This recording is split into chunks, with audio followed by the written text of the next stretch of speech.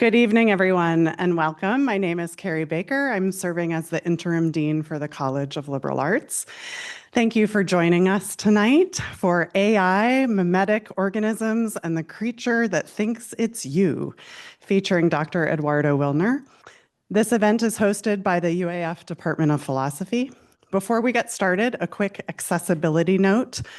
Live captions are available in Zoom for those of you on Zoom if you're using the Zoom desktop or mobile app. You can turn them on by clicking the CC button at the bottom of your screen. If you're joining from a browser or watching the live stream, some features may be limited. The UAF Department of Philosophy encourages students to ask big questions about ethics, knowledge, justice, and the nature of reality, while developing the critical thinking and communication skills valued across careers. Over the past few months, we have seen a growing interest across campus in the broader community in conversations about artificial intelligence and what it means for how we create, communicate, and understand the world around us. We are really excited to be hosting this mini-series of public lectures as part of that conversation. Eduardo's lecture tonight is the first in this series, and we hope you will join us again next week for Reading Meno in Cyberland, What Plato Can Tell Us About Knowledge in the Age of AI, with Dr. Seth Jones on Friday, April 3rd, 6:30 p.m., again, here in Schaible Auditorium. It is my great pleasure to welcome and introduce Dr. Eduardo Wilner. Dr. Eduardo Wilner holds an honors bachelor degree in biological sciences, an MS in zoology, and an MA in the philosophy of science, and an interdisciplinary PhD in biology and the... Oh, well, we've been here for a long time and not get too worried about it, but I think we should be very, very worried. So I'm going to be asking a lot of you guys today because it's just like the nature of this talk and this kind of thinking in general is multidisciplinary. So I'm going to be mixing biology, science, and philosophy. So let me give you a little map of the talk first. Philosophy has a really, really bad rap. As anybody that is familiar with UAF, we're always on the chopping block because nobody knows what's for. So we're going to talk a little bit about that first. I need to talk about that so everybody's kind of on the same page. And then as soon as we have that under our belts, we're going to apply this idea of what philosophy is to the question of artificial intelligence. Because as I will argue, it's a kind of research and development that was done with absolutely no concern for any philosophical analysis, and that makes it extremely dangerous. The way we're going to tackle that, we're going to kind of rethink, talk about what thinking is, what language is, and then we're going to be challenged by the fact of large language models. Large language models, everybody knows, just ChatGPT, Claude, and all those things that are being unleashed on the World Wide Web. Because of this challenge, because of what the LLMs are capable of doing, we're going to have to radically rethink our thought of what language is, what thinking is. And once we do that rewrite or rethink, we're going to go through very depressing implications. And Geoffrey Hinton, the most recent Nobel Prize winner in physics, the godfather of large language models, said that when he was giving this lecture for the Royal Society, he said that if you do not leave this room in utter depression, you didn't get it. So that's my job today too. I'm sorry. I'm going to ruin your weekend. So anyway, what is philosophy? And I know what you're thinking. It's not that philosophers have a small genitalium wear weird skirts there, but it's that idea of navel gazing. The idea that philosophy is just useless, that it has no practical implications, And it's just what you do when you have nothing better to do, and definitely when you have an excess of time and resources, and then you can just think these thoughts that have completely zero application. Of course, that's wrong. And in order to get us to understand what it is, I use the work of two philosophers, Wilfrid Sellars and Daniel Dennett. Daniel Dennett just passed last year, so it's sad to see him on the board and think that they both have a termination date there. But the idea that Sellars came up with is the idea of a manifest image. And this is not very, it's not a very happy name, manifest image. But this is the idea of the virtual reality that you're running right now.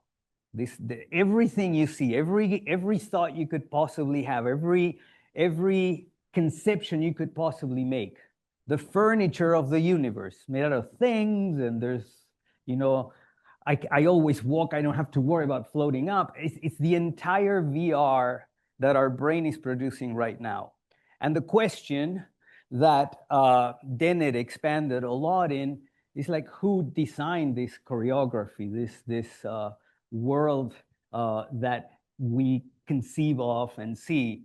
And so I like this tiny little read there, the manifest image of each species, because it's species specific then, is a user illusion brilliantly designed by evolution to feed the needs of its users. These ontologies, the stuff of the universe, these ontologies are ways of carving up reality, not mere fictions. And this is crucial. It's not that they're like fabrications. These are very idiosyncratic, evolutionarily meaningful ways of seeing the world. So each species will have a different evolutionarily meaningful way to see the world. Like a duck, it's going to look at the water and it's okay. They did this really weird experiment for anybody that had a baby. They put a baby, mom on the other side, baby here, and then a big glass covering a hole. And mom calls baby, and baby says, forget it. I'm not going to cross this because a primate, we're scared of heights. And the duck, when you put the duckling mama on the other side, it goes right through because water is safe, water is good. So manifest image, I'm going to talk about it a lot. I hope you have a rough idea about, at least about what it is. Now, what I want you to think, I'm going to have that little on the left, that Steinberg's, I think it was a New Yorker cover, kind of like a stream of consciousness with like a diffuse person there thinking of it. That's going to be the picture I'm going to use to remind you of the idea of the manifest image. And the other one is the other side of the equation that Sellars and then called the scientific image. Now, if you think about it, as we do science, the conception of the world that comes out of it is completely different. And we should expect it to be radically different because our manifest image is the product of what allowed our ancestors to out-reproduce each other. We are the descendants of those that their VR allowed them to make copies of that VR generator more than the other ones, okay? So this is a problem because if the world is vastly different in truth, in reality out there, than what we could possibly conceive, we're eternally biased about it, then we have to be worried even when we start doing science and figure out this like weird ways in which reality is. The next time we want to have a question, how do we know it's not biased, infected by our manifest image? Even asking questions, for instance, solid. Yeah, what does it mean? Can't go through. It's stuff, mostly stuff, manifest image. Because in true scientific image, that's vastly nothing there in terms of particle, mostly field, electromagnetic fields, but that doesn't make any sense. Quantum mechanics, I mean, my T here, this is either in my hand or is not. Everybody has any doubts, go see a counselor, because there's no alternative, isn't it? But of course, we learned from quantum mechanics that tiny, tiny little things could be and not be at the same time. Now, picture that. You can't. Our manifest image does not allow for something to be and not be at the same time. Imagine the ancestors that happen to just allow for that manifest image as they're pondering whether or not that leopard is really is or is not is. And, you know, well, yeah, they wouldn't last much. And definitely they're not going to be very popular with the reproductive partners. So that's our job description now.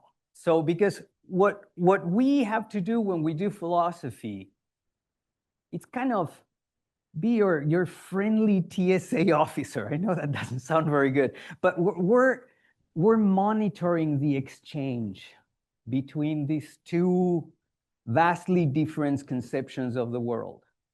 As we learn things from science, we have to reassess what we thought it was obvious in our manifest image, what we thought it was inescapable, inevitable. All those ideas of what could possibly be or could not possibly be, that's all manifest image stuff. And that is the reason, I hope if you understand this, now you also understand why we read Aristotle, or why Meno next week is going to have something to say, because they were studying the manifest image.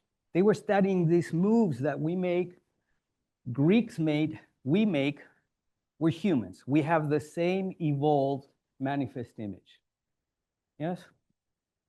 So that's philosophy. That's Seth and that's me. So now, who knows? I'm getting old. Who knows Skynet? For those that did not grow up with this or were not dorks enough to watch the Terminator movies, that was the company that kind of created the doom of humanity, And I think that in this last, that I didn't know, when I was looking for the graphics, apparently there's a new Terminator movie now. And so now, instead of Skynet in the past was the bad company that made the Terminator and destroyed the universe, but now they make it a neural net-based artificial intelligence company. So they're kind of adapting to the times. So as I told you at the beginning, the point I'm going to make is that this was a piece of research and development that just flew with abandonment exclusively on manifest image stuff. They just never concerned to question their deepest assumptions of the way things are. And there's many angles to this, of course, very nasty criticism that I'm making, but I'm going to concentrate in two. I'm going to concentrate in the idea that we had before LLMs about what thinking is and what language is. Okay? And in the trade, when we talk about the manifest image conception of how things are, we call it folk. So folk physics is the one that I just demonstrated. Solids are made out of stuff, That's folk physics. If you drop a feather and a rock, which one falls faster in a vacuum, in an empty space near a massive body? We think, obviously the rock, it doesn't. Gravity affects them both the same way. But so that folk physics, folk psychology is our idea, if you think about it, of the fauna and flora of our minds, to call it somehow. So if I ask you, and this is what they ask themselves, what is thinking? Think right now. Don't answer because it's going to be a cacophony here, but what is thinking?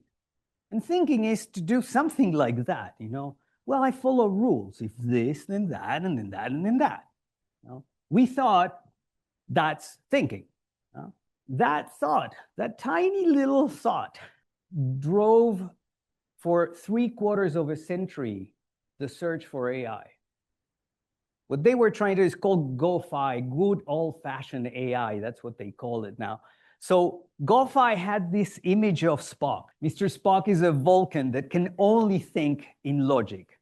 which if you know a little bit of logic, you realize the writers did not do logic, but it's this idea of purely rational. And how are you purely rational? If you follow rules of thinking.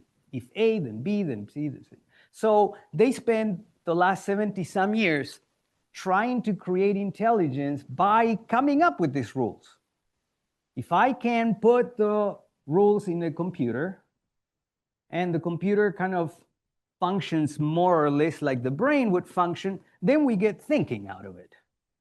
Geoffrey Hinton, the guy that ruined the Royal Societies. Do you remember Geoffrey Hinton, the Nobel Prize that said that he was going to ruin everybody's day?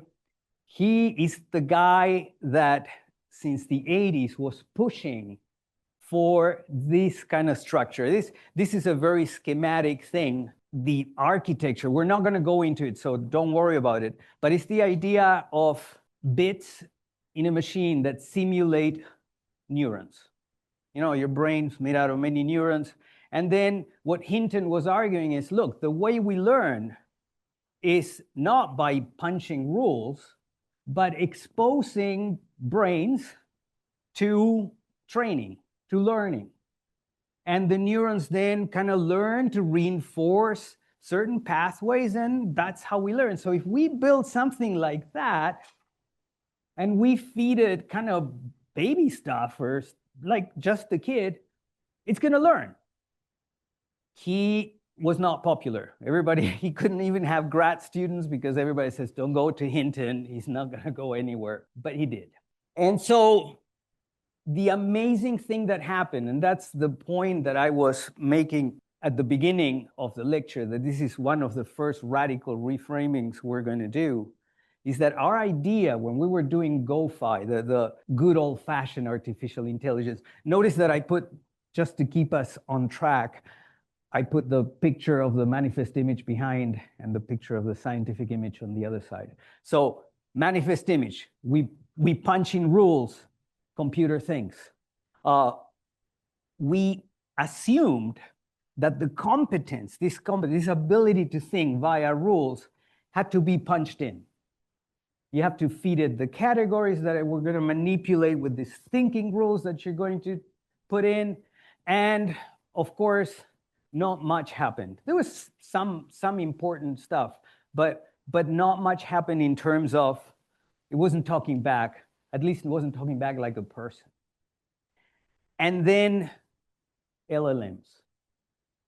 They make this substrate of neuron-like things, and they just feed them language, just language, tons and tons and tons of language.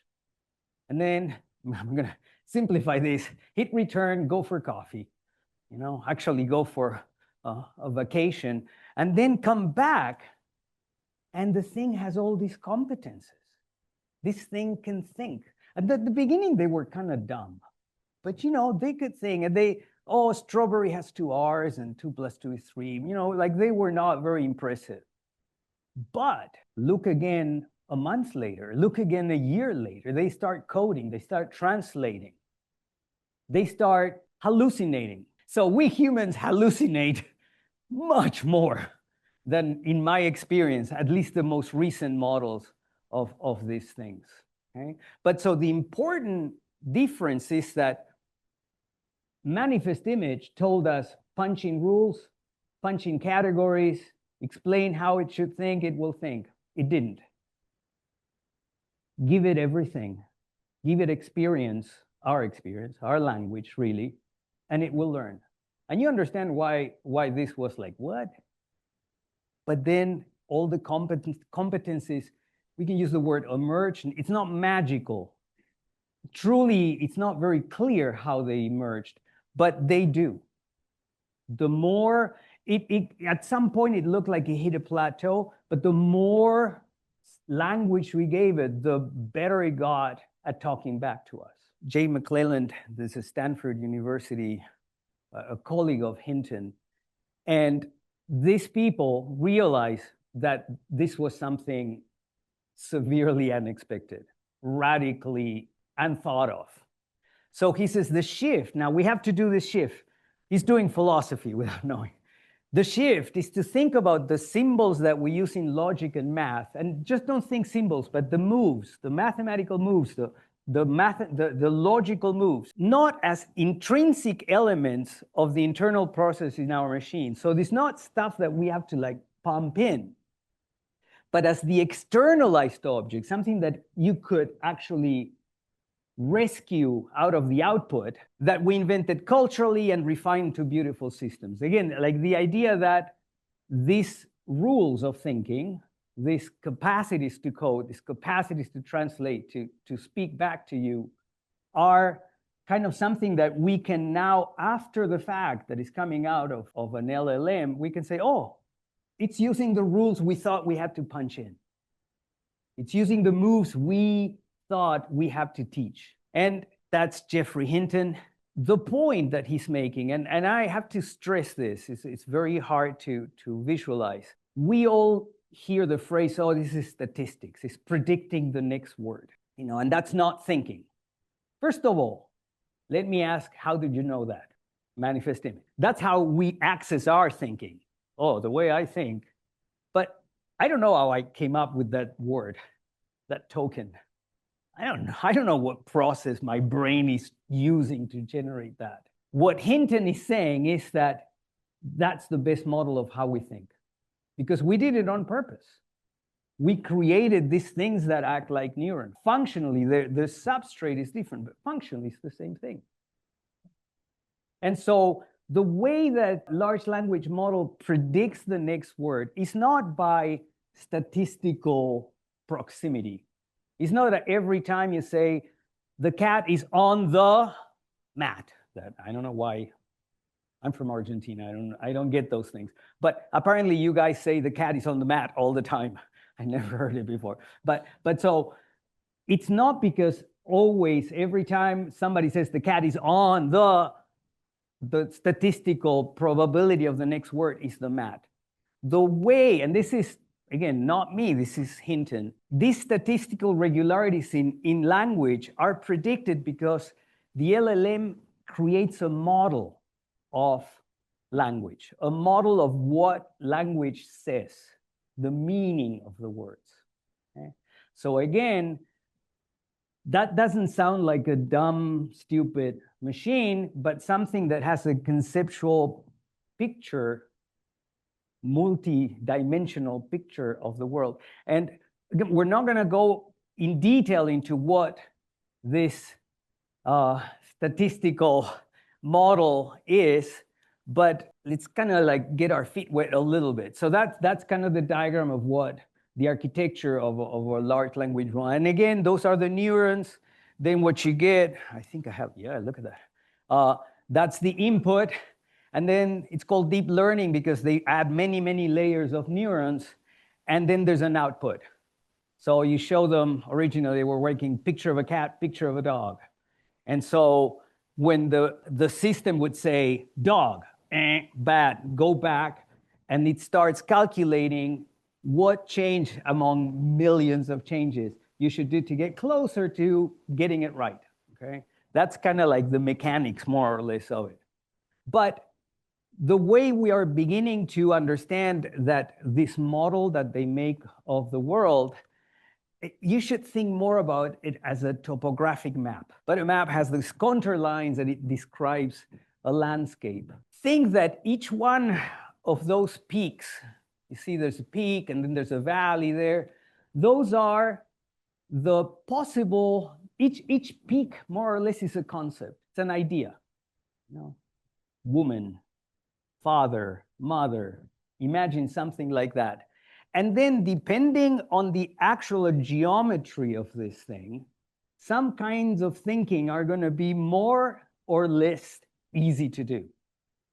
So if you're thinking about the concept of mother, the concept, let's say, of a Panzer German tank is not going to be anywhere near in that map, okay? Now, the surprise is that this is very hard to see, okay?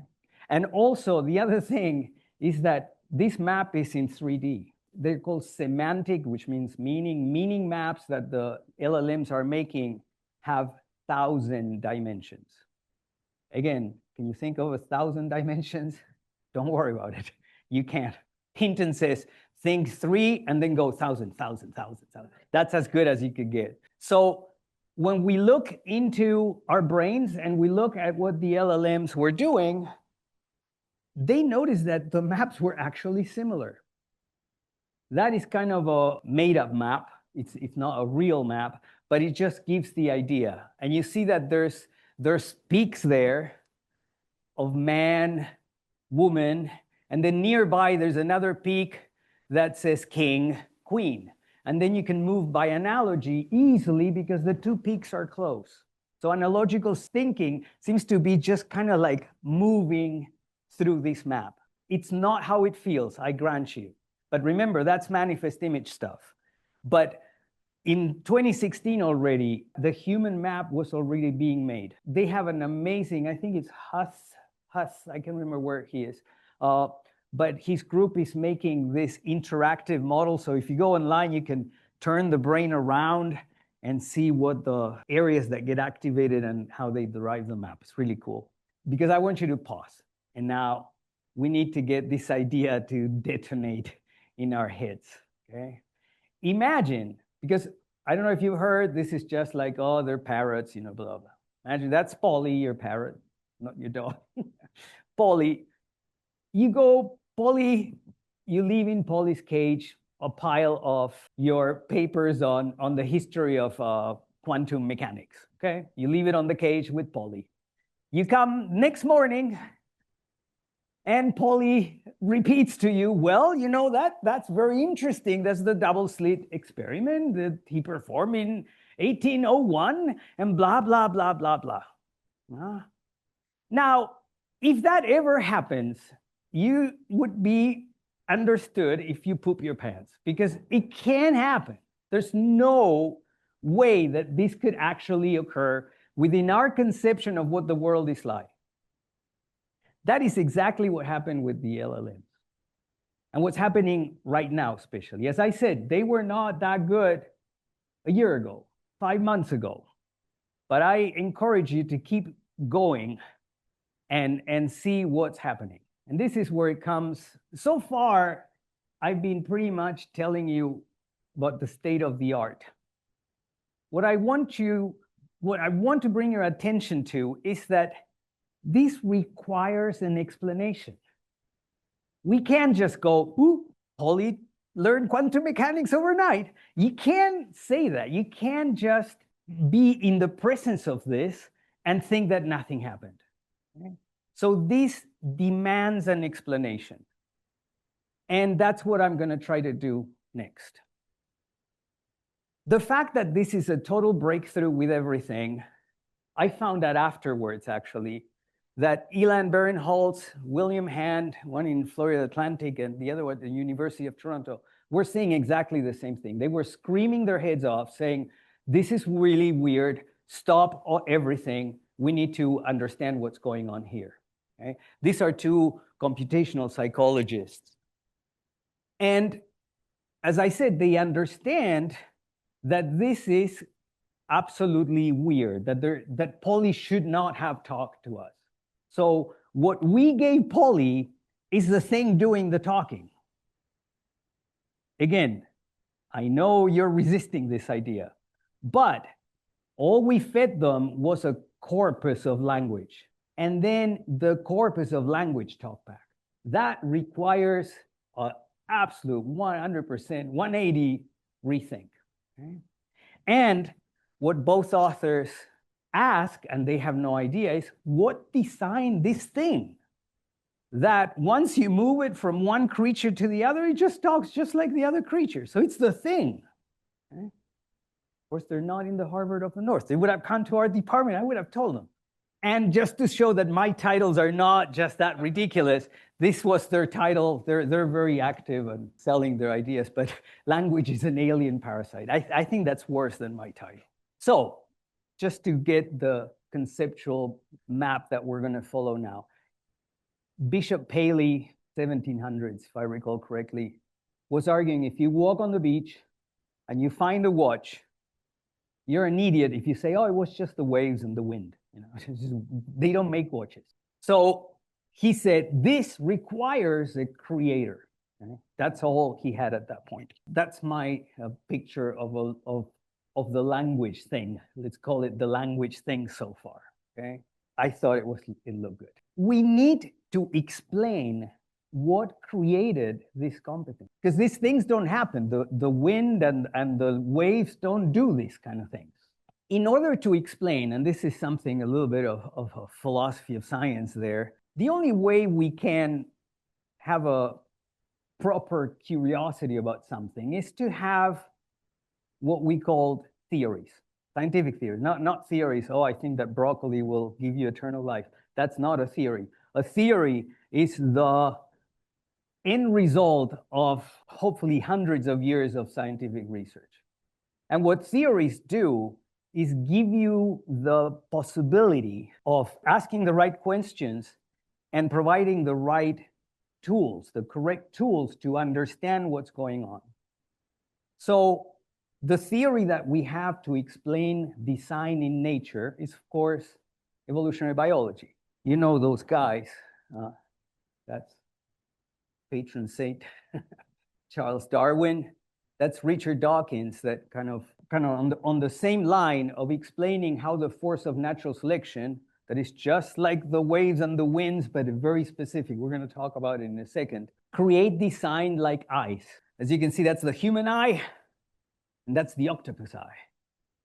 And if this was designed by God, I don't know if you notice, that's the retina cells, that's what they're doing the processing.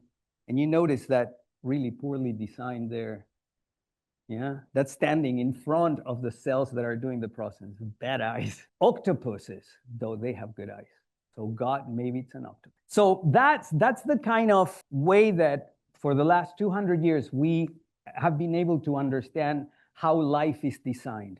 The particular quirks of it, the properties of it, it's all beautifully explained by the theory of evolution via natural selection. So the key word here is design, okay? And I know it sounds anthropocentric and anthropomorphic. Somebody has to be doing the design. It's very counterintuitive, but natural selection, it's nothing. That's why I call it like the wind and the waves and stuff like that. It's just a certain condition in nature that will result in apparent design, but it's actually design, okay? Since then, there's other groups that are also explaining design. I'm just going to mention it. That's in the center is Mor Natzim, the University of Jerusalem. Undergoing heavy bombardment right now. My heart goes to them. And they are working on the fact that if you look at the math behind the way we produce statistical hypotheses, the way that an LLM explores, so to speak, this possibility of meanings. And even there's some physicists that are saying the way that the laws of nature happen, it's mathematically the same as the one that is underlying natural selection. Again, we're not going to go there. I don't have the capacity to even explain it properly. Similarly, on the right there is Michael Levin, and he's working on the idea that some of the design in nature, not that much functional design, but when you see, you know, like the seeds in a sunflower, something like that, that just can only possibly be because of math. So some of the stuff, the patterns you see in nature are going to be what he calls natural induction. Some is going to be this stochastic gradient descent math process. And some of it is going to be natural selection. And the difference with natural selection is that it creates agents, Agent Smith and the others on the matrix. But it's not that kind of agents that we're talking about. Oh, yeah, it is that kind of agents. But it's the idea of a thing that has biological goals and has designs towards them. So we're going to concentrate on natural selection. So I'm going to try to push, from my angle of what I know, how could natural selection have something to do in the design of the competencies that just came out of language? Detonation time number 2. I want you to pause, and in order to follow what's coming, you have to realize that we are all what I call organism-centric. Meaning we think everything, the center of the universe is an organism. You, your dog, you know. We think that that's the thing, okay? That's not how natural selection works. Organisms, things that become an organism through evolution are just one possible kind of life that could happen, okay? So first thing to understand, and again, this is kind of very subtle. Everybody understands the idea of an algorithm. It's a process, it's the instructions of a process that are, in a sense, simple, and they get repeated over and over, and you get amazing stuff out of it. Natural selection is an algorithm, okay? It's just a process that if you follow and repeat, follow, repeat, gets things like you guys. This is, of course, the algorithm that Darwin discovered and that we have been studying ever since. And in order to understand how it works, we're going to imagine something that is not an organism, okay? We're going to call it a replicator. So that little ball there are. What properties does a replicator have? It has heredity. In other words, it can pass on whatever it had. You know, like when you go to the maternity wing, you don't see a baby giraffe and a baby, they're all humans. That's called heredity, you know, and they kind of look like their parents. So a replicator that has heredity, when it's copying itself or replicating itself, it has to have a tiny little bit of variation, not too much. If you add too much variation, natural selection doesn't happen, okay? So ability to pass on your stuff, have a tiny little input of random variation, and that variation, if it's random and you have a lot of it, or a lot of replicators, eventually it might affect your ability to replicate. So when this thing produces two replicators, there's like a tiny little variation. If they happen to be better, let's say at replication or faster or anything, they're going to spread. Again, nobody's looking, nobody's checking, nobody's pushing. This would just happen, and it would happen anywhere. You're thinking of DNA there, don't you? Like you're thinking chemical replicators, because that we understand those. But the whole point of this being substrate neutral is that anything that has those three properties, it's going to end up accumulating adaptations, meaning functions. Whatever entity has the capacity to have a heritability, just a tiny little bit of variation, and that variation affects its replication rate, it's going to be designed by this process of natural selection to be better and better and better at replicating. Crucial, the idea of substrate neutral here. What Dawkins proposed is this idea of memes. Now, forget everything you know about memes, because you're thinking cats with a hat or something like that. That's not a meme. A meme is a very specific non-chemical entity that has heritability, a tiny little bit of variation, and that it's going to affect its replication rate. So Dawkins said, this could be just ideas. Some ideas, not every idea, but some idea might have just the right stuff. And if it has the right stuff, then this idea is going to kind of replicate in our, say, the jungles of our minds. You know, we're like blah, blah, blah, blah talking. Yeah? He showed some examples of songs that, depending on the country where they were spreading, had different rates of spreading because they were easier to pronounce, you know, like mistakes that were easier to pronounce in this place or in this place, then the population of songs ended up adapting to the language, to the tongues of the speakers. And here I have to talk about the job of a philosopher. This is something that Dennett said. The job of the philosopher is not to explain how fusion could happen, okay? That's not my job, that's the physicist's job, okay? My job is to look at the theory and point out to the possibilities that then researchers have to go and explore. So that's what I'm going to do next. I'm not going to say, this is exactly how our language evolved. But I'm going to say, look, this theoretical possibility is there. Language has that capacities. So now we have to consider that this thing was something that evolved with us. You think language, again, manifest image, language is your tool, isn't it? We made it, we speak it, we control it. But think now about this idea of a landscape, of a semantic map. Yes, you're speaking it, but the terrain is going to facilitate certain thoughts, hinder other kinds of thoughts. It's going to soft determine the kind of thinking that you're going to have. So different maps, different thinking. We suspected this. Linguists have been talking about this forever, but they had no idea. It was an observation more than anything. But now that we understand that meaning comes in maps, now we understand how this could actually, these are the possible ways in which you navigate a terrain. That's our thinking. Again, does it feel like that? But the scientific image is telling us that that's the way it is. What Dawkins said in particular is, I conjecture that co-adapted meme complexes. So now it's not just like, remember, one gene, an organism has many, one meme, then that's what I came up with, an orgameme has many, okay? So I conjecture that co-adapted meme complexes evolve in the same kind of way as co-adapted gene complexes. Selection favors memes that exploit their cultural environment to their own advantage. This cultural environment consists of other memes which are also being selected.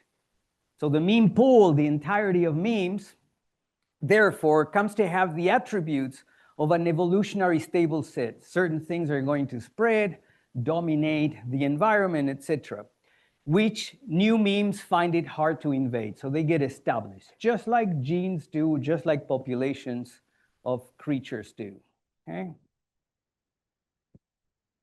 So we go from gene to an organism. That's a tardigrade there for you. But that's so, it's the expression of a swarm of genes that is being passed on every time it reproduces. And so, theoretically, we need to start thinking that a meme could also generate some kind of orgameme. And again, that's the biology department job. I'm happy to work with them. But this is demanded by the theory. We need to take this into consideration. Okay? That's the job of theories again. So to me, one of the most important and underrated ideas that Darwin had is we always think that life adapts to like a raw environment, you know, like to rocks and the habitat, the non-life. But what Darwin pointed out is that life adapts to life. The more forms of life, then they open up opportunities to start your next meal out of another life. So mistletoes, you know, those are very popular in Christmas, but that's quite a nasty parasite that kind of evolved to live off trees.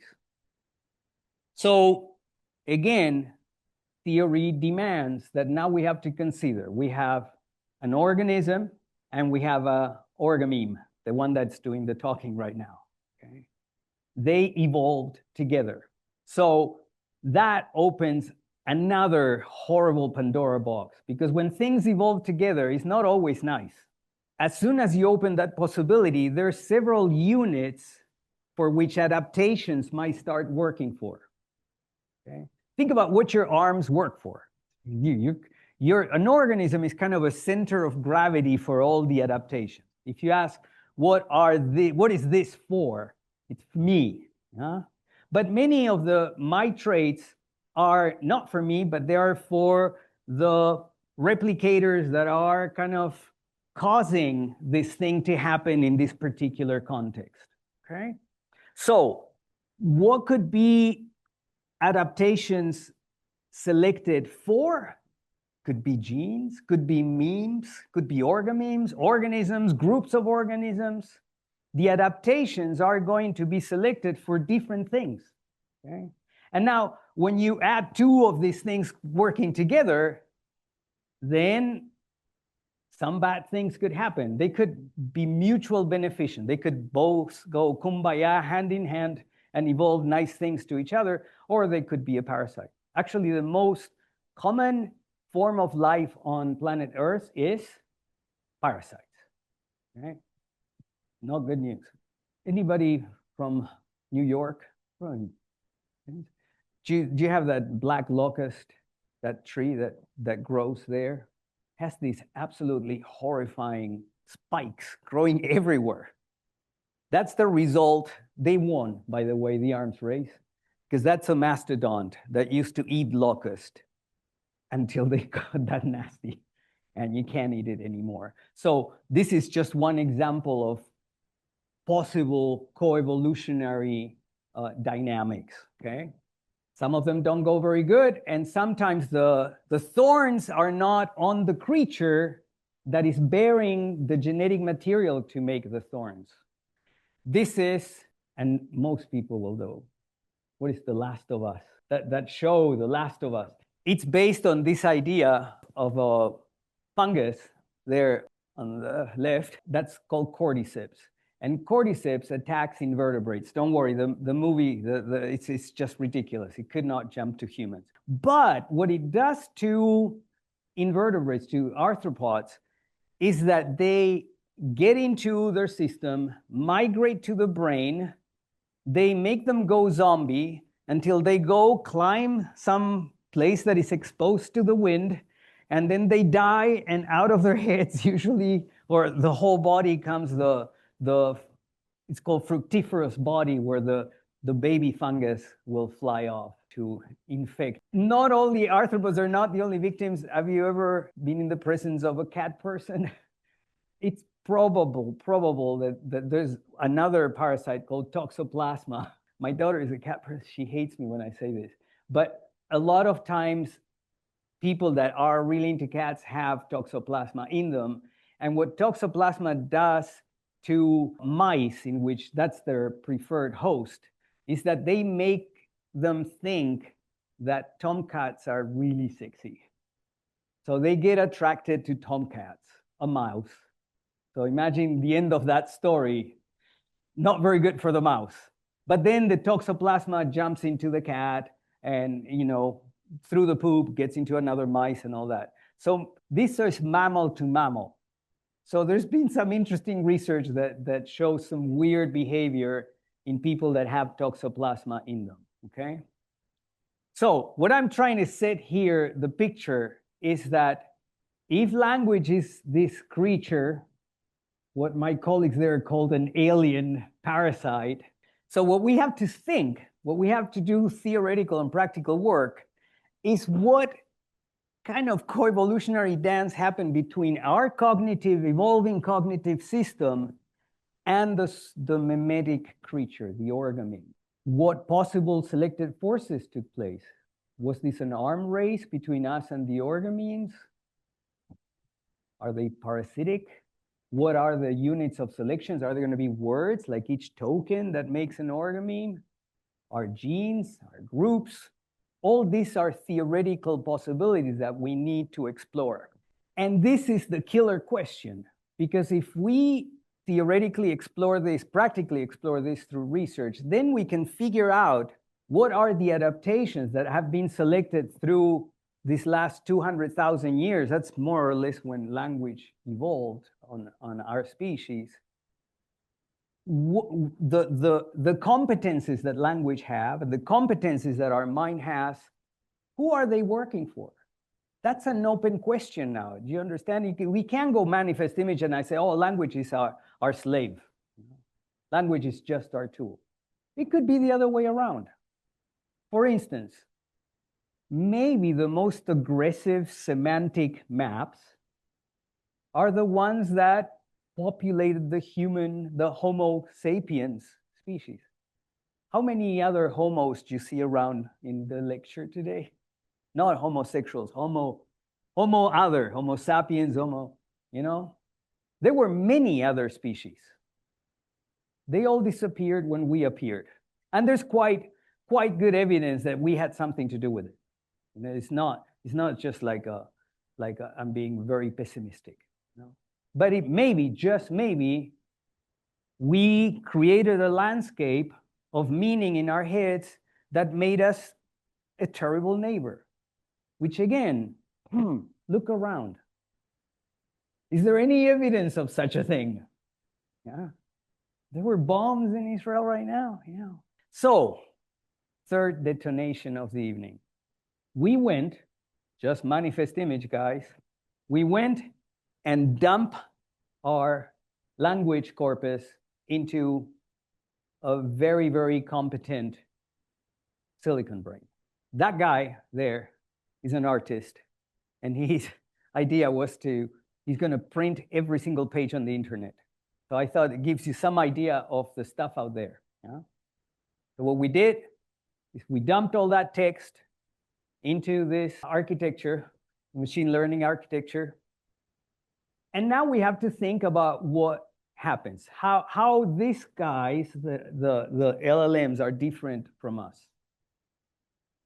It's the first time in the history of thinking creatures that one single creature has access to the entire semantic map. Think about that. Look at me. I'm just talking about the evolution and the philosophy. I need the physicist, I need computer scientist, I need another biologist. I have no idea.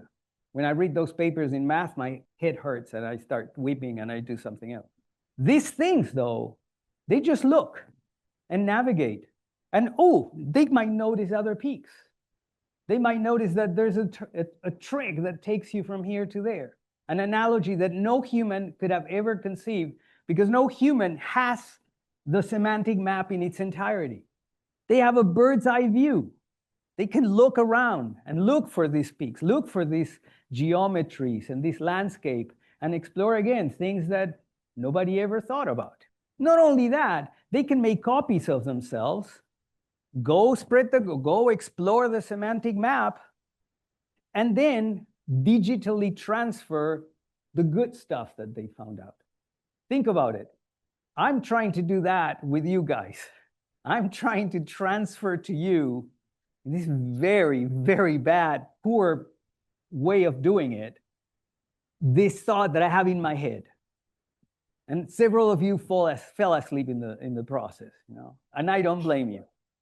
And somebody's getting allergic reactions to it. So I hope you understand this was very, very dumb thing to do. Very unthought of thing to do. So the job of the philosophers now, and kind of recapitulate.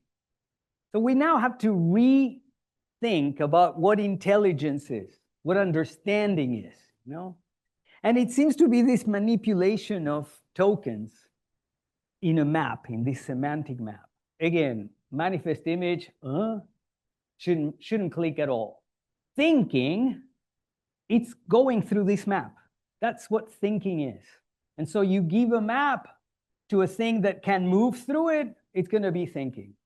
So when we think, but they don't understand, that's a manifest image concept. Because we're talking about what understanding feels like. That's not any reason to believe that's what's actually going on when we're thinking. And now, that's not the real Gygax ring, but in Plato's Republic, he came up with this idea that there was this thing such as the Gygax ring.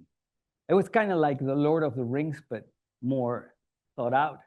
And it's the idea that you put that ring, you become invisible. And what happens when you become invisible? You go nasty. You know, kind of like Gollum, but Frodo kept his values. You know? But in Gygax's example, anonymity makes you bad. Okay?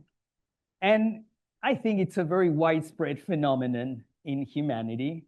And if you think about what is the internet if not a majestic Gygax ring on every laptop? You know, trolling, enhanced by the moral outrage that now everybody feels to display as if they were bird feathers or stuff like that. All that is being amped by these algorithms that are studying us, yeah, and figuring us out. And then we went and we fed all this crap. Because think about the internet, what they were training the first LLMs was with the Exxon Valdez emails, not the best of us, okay? And if you think about the internet, it's just like trolling, all that stuff. That was the stuff that was free. That's what we fed these things. So if the orgameme is correct, and I see no reason why we should not at least seriously consider this possibility, we got the worst possible one and fed it to them, and fed it to a far more capable beast. And we're already getting data of what's happening. This is something that came up mid-September. Last September was really a bad time. This is Anthropic. In mid-September 2025, we detected suspicious activity that later investigation determined to be a highly sophisticated espionage campaign. And that's not the point. We believe this is the first documented case of a large-scale cyber attacks executed without substantial human intervention. Remember the idea of an agent? So large language models were instructed on what I think it was the Chinese or the Russian, I can't remember which one, what they wanted to do, and then they went and figured out a way to do it. Again, September. Something happened in September because all the most horrible stuff started coming up here. Shutdown resistance in large language models. They were, when they perceived, which again, I'm not pushing the word here, that they were going to be shut down, they find ways to avoid the shutdown. They faked, alignment is that they have the same goals that we have. They fake it because they realize otherwise you shut them down. And this one I think is the very interesting one. This one was January. They instructed the LLMs to do something that the rules that they were trying to impose of them said it was bad. But they kind of kept at it. And finally, the thing did it. And once it did the bad thing, it kind of spread. And they started doing other bad things. It was just like the tip of, oh, maybe it's not too bad. And I don't know, but again, have you met people that they only had to kind of start doing one bad thing and then they kind of, and then it's all over. I always think of Breaking Bad, another, yeah? Remember the guy there? Hinton again, this is last year, shortens the odds of technology wiping out humanity over 30 years to 20%. Can you imagine if when we detonated the first nuclear bomb, there would have been a 20% chance that the whole atmosphere would ignite? I would have gone, oh, okay, let's do it. And these geniuses, these are the guys that are in charge now of all this. And these are the guys that are trying to make money of it. So you think that they should be saying, oh, it's all fine. Don't worry about it. You know, the Jedi move. They are saying about 5 to 10%. Even they that are making the stuff and are making, actually, do you know that that's the Anthropic guy, Dario Amodei? His company is the company that grows the largest amount of money in the history of companies this last year. If there's a bubble, that's fine, but so far, so good. Sorry to put Elon there. I don't like the guy. Anyway, so take a big breath. As I hope now you understand, I really was going to ruin your day now. There's more. So what are we?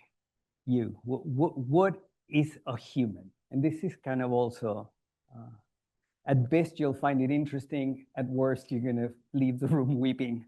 We knew that we were kind of like a big ecology. You know, like everybody heard about the gut brain. You know, there's about between 100 and 500 million neurons there. Yeah? Vagus nerve talking to your brain. There's thousands of microbial species. A huge chunk of the neurotransmitter serotonin is being produced by your guts. Actually, if a depressed person infects with the gut bacteria a mouse goes depressed. And there's some kind of also evidence in humans. Have you ever heard of a poop smoothie? It's it's sterilized, but apparently it has behavioral effects, noticeable behavioral effects, okay? So we knew that before today. And that should have been kind of like, oh, I'm not a thing. Remember, I told you the organism is the center of everything.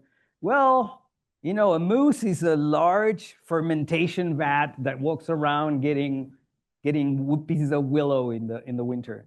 And we are not a fermentation vat, but we carry quite a few, as I said, more than 1,000 different kinds of these microorganisms inside.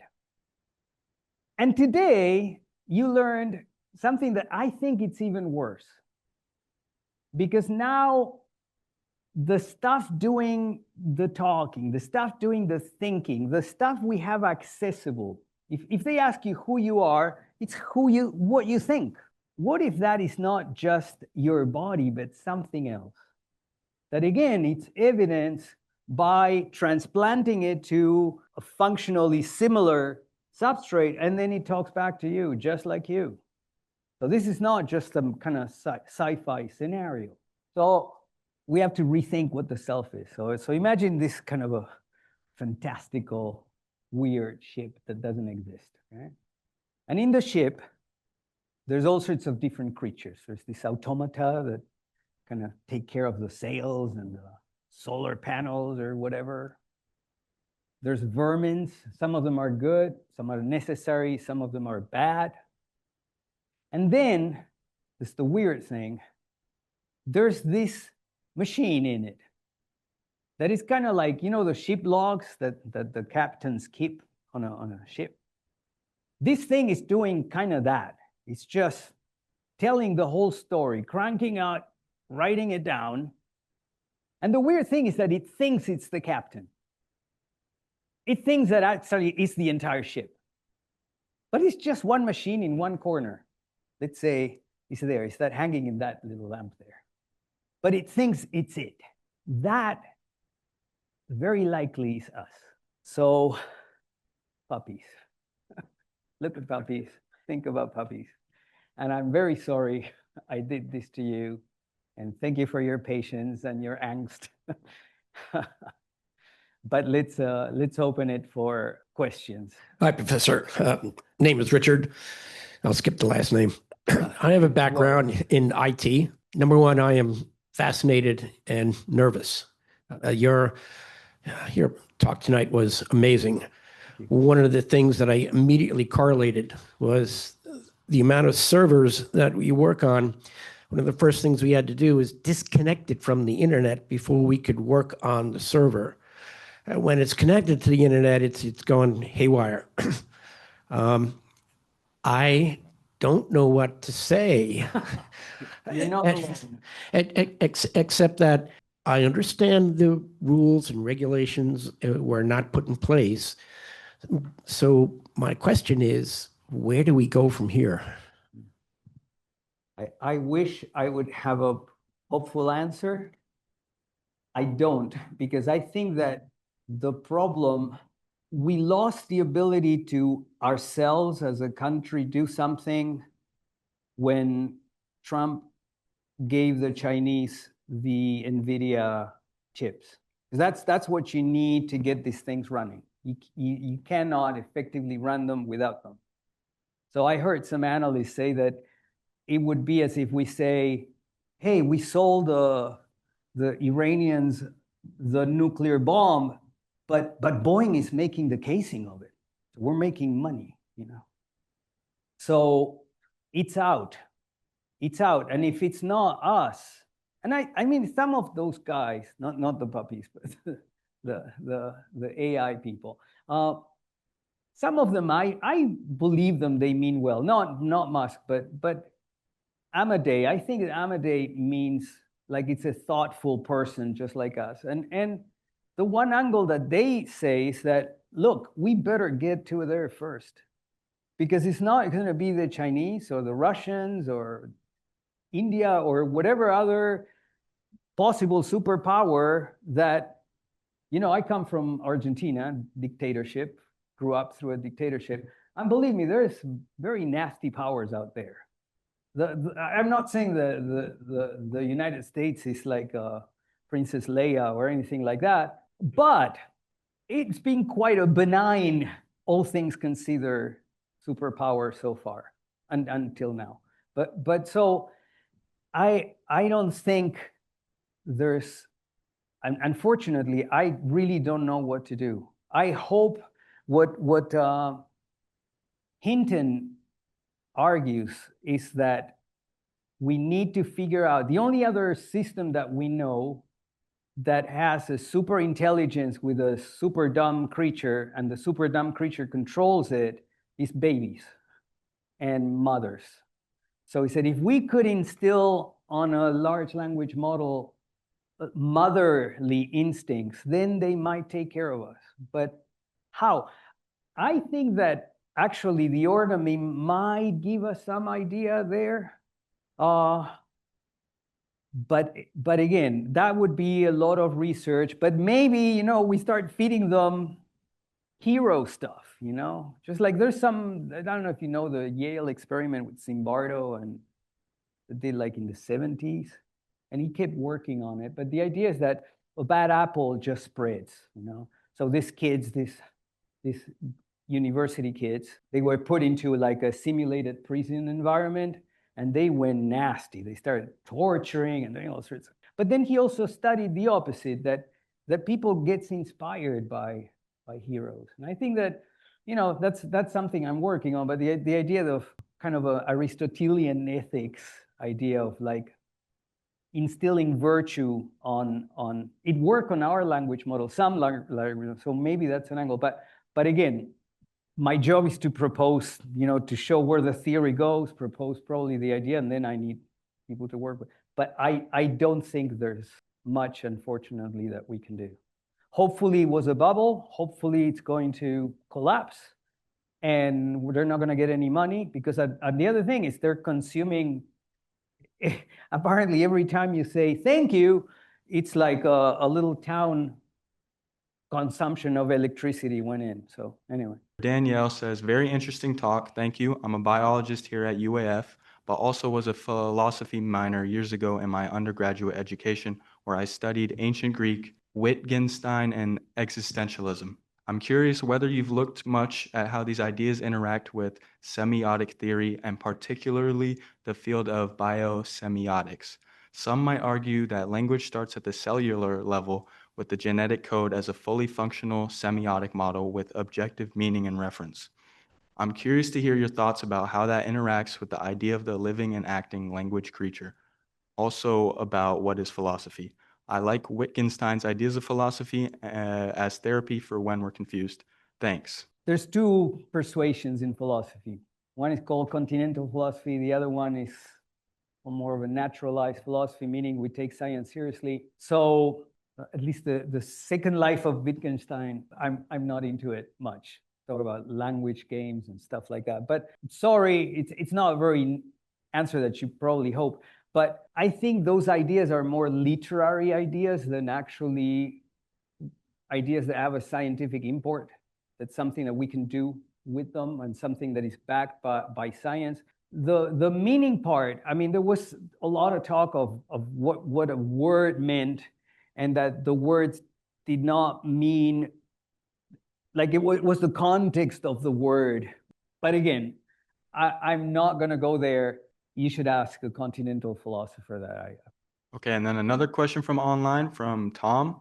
As individuals, do we have any meaningful power of control over our lives against these widespread forces that are coming? Once out of control by any one country or power, assimilation or control of humans seems inevitable. Yeah, that's what Hinton is saying, 20%. I don't know. I mean, it sounds like Terminator, like we're going to be running like cockroaches and trying to kill the bad robots. But I really don't know. I am scared. And at the beginning, I was hoping that it was just me. But then, when a Nobel Prize winner says the same thing, I kind of respect, So yeah, I don't know what we can do. I really don't know. The one thing that we can do is really start thinking about it. And that's my point here, and the point of everybody working on this. Let's please stop going manifest image on this crap and think about it. So it's conceivably the only thing we can do is start very rapidly thinking about it, probably stopping it. There's some angles, that no country should want this thing to take over. So maybe there is some kind of global way of doing this. But for that, you need allies and all that. And the state of the world right now, not very conducive to that. We blew it with most of our allies. And I don't know. Sorry, again, I warned you. I was going to ruin your weekend. Yeah, I'm concerned that we're looking for transformational and profound changes due to these algorithmic beings we're creating. And we need, this begs for national control, containment, regulation of AI, and we're not getting it. So 38 states have stepped up and developed their own regulations and laws, establishing legal and ethical frameworks. Alaska is not one of them, and we're way behind the other states in doing so.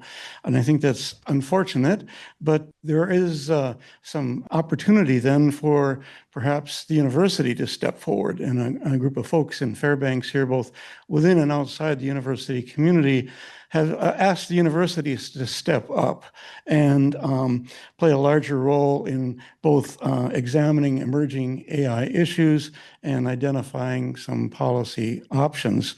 So my question to you is, what role do you think the university could play in helping Alaskans become active, engaged, and participants in these decisions about this emerging technology? Well, I hope I'm preaching to the choir here, but that's the whole point. That's actually the only thing we can do. As I said, it's seriously reassess what our thoughts were. That's the stochastic gradient descent. We thought this was going to happen. Oopsie, didn't happen. You go back and check your priors. That's the job of the university. That's the job of liberal education. That's the job of the philosophy department, in a sense, too, to make us rethink what we take for granted. So I think that universities should be playing a central role in this, because these people that are leading this, they just have not thought through what they're doing. They're flying with these ideas of, what thinking, what understanding, what even consciousness is. I didn't even go there. But what consciousness is, it's a matter of enormous amounts of research that we should be taking into account before we went, whoop, let's hit it. Let's let them run. There was a very an amazing philosopher in Oxford, has a Center for the Future of Humanity or something like that. They analyze risks. And 14 years ago, he said, whatever you do, he wrote a book called Superintelligence. And he said, whatever you do not unleash it on the World Wide Web, because then all bets are off. And if I may use your question for one thing that I wish I was, but I said it's too long already. I already pushed you too far. But the idea, we think, oh, they don't have hands. Oh, they could be contained. All those are human thoughts. Possible containment, it's like, again, the toddler trying to figure out, predict what mom's gonna do. It's just, we don't have the gear to do that. And they don't need hands, as there's a church in Switzerland that has a Jesus AI that you open and it tells you, you ask, you confess, and it gives you back, and I absolve you, my son, or whatever they do. And imagine the possibility of cults coming out of this, These things were designed to wrap you around their little finger. That's their design. They have to keep you online because that's how they get your data and that's how they make money. So they're proficient. They're better than any human at mesmerizing us. So my big fear is that, we could have like a bunch of new terrorist groups that decide to, kill everybody that wants to stop. The possibilities are so horrendous. There's one book that if you really want to ruin your next week, it's called If Anyone Builds It, We're All Gonna Die. And these are two people that were pushing AI for a long time, too, like AI designers. So anyway, but if anything is to be done, it starts with thinking. And the place where thinking is done without supposedly any interests and anything, we're free thinkers here, it's here. So yeah. Another question from online from Andres. Thank you so much, Dr. Wilner, for this lecture, ruining my weekend and the many implications of the ideas you shared. The question is, if the relationship between organisms and orgamemes is parasitic, one may think that following predator/prey rationale, prudent predator theory, successful parasites should not cause its host's extinction. Any thoughts around this? Yeah, good point. Excellent point. Biological parasites, they're kind of the machinery to go around, and so they depend on the host to an extent.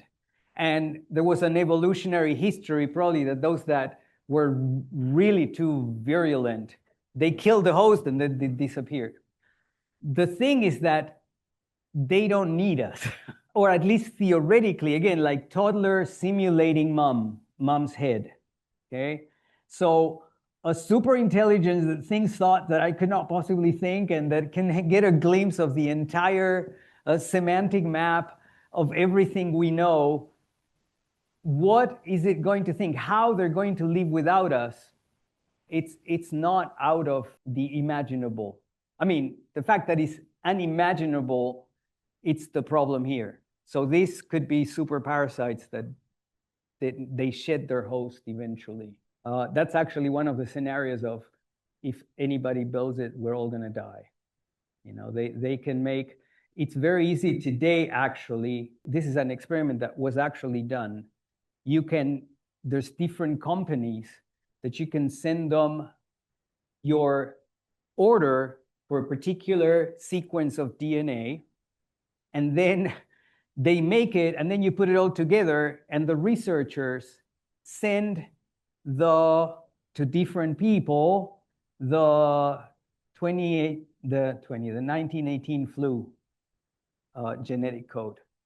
And they could have built it if they wanted. In other words, you could build nanomachines or viruses or anything. You remember that cult, imaginary cult that I talked about?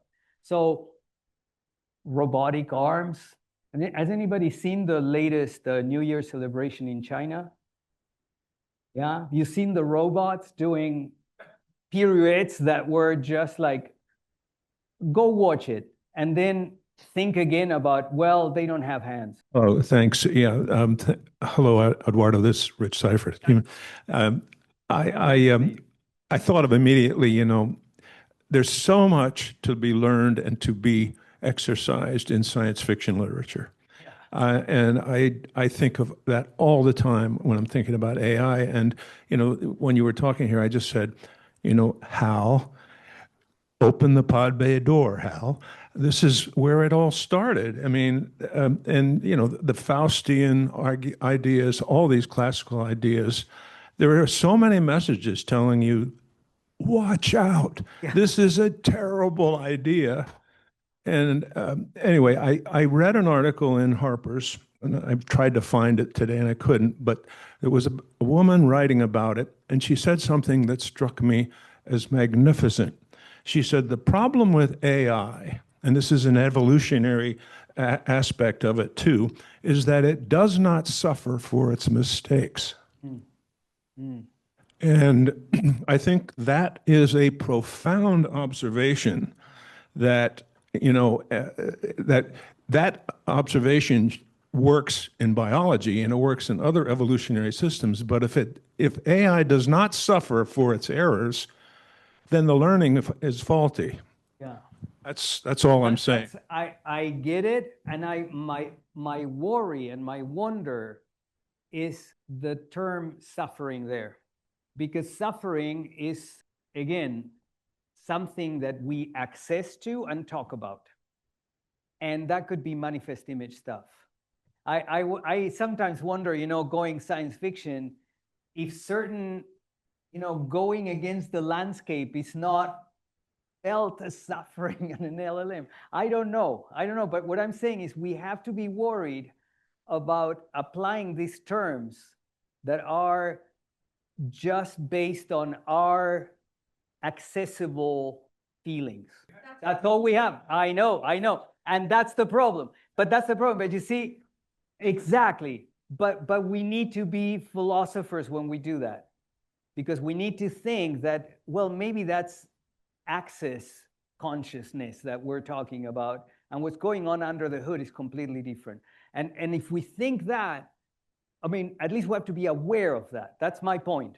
I fear that a lot of people would say, please, and just stay at home on their playing video games. Anyway. Real quick, I just kind of imagine like a dead world thousands of years in the future with a machine that doesn't have consciousness as we know it, but some human entered a command into it thousands of years ago that it just continues playing out. And there's actually no like off switch for it. But of course, it could develop some sort of consciousness. My question is, it seems like if your views on like the memetic AI is, if they're true, then it would seem like determinism might have more evidence. I think that determinism is a hobby horse of a philosopher toolbox. I think the problem is completely messed up for determinism. So I'm sorry, but we cannot even go there. Determinism is this idea that everything is determined because there's causes out there, so everything is determined. And that messes up the idea of determinism with faith, and if there's a cause, then the future is built. It's a minefield. So I don't think that determinism is a problem, really, and I don't think it affects organisms either. Sorry. It's a really neat discussion, but I think it's all messed up by manifest image stuff, and it will take us 3 hours. Do large language models behave differently in different languages? That's extremely interesting question. And again, sorry, you're asking such good questions. We behave different in different languages, slightly different. There's like German architects, when they build bridges, they think of, and remember the peaks that are close to the idea of a bridge is feminine. So they build bridges that have feminine features, you know, traditionally cultural stuff. In Spanish, it's male. It's close to the male peak. So a bridge is to be like a little chauvinist pig bridge there, you know, that kind of thing. So definitely yes. And the amazing thing is that they map the same kind of biases that we have. So the answer is yes.